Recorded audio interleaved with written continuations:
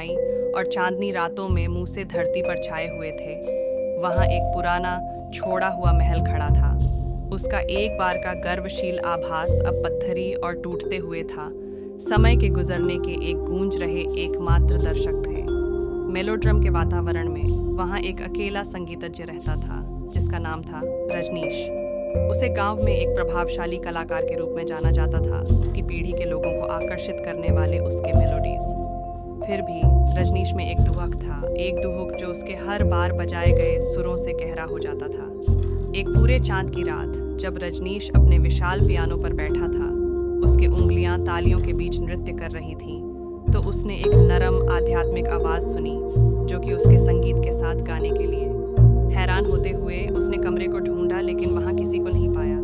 रात के बाद की रात रहस्यमय आवाज़ वापस आई। उसकी भटकती सुंदरता ने रजनीश के आंखों को बांध लिया।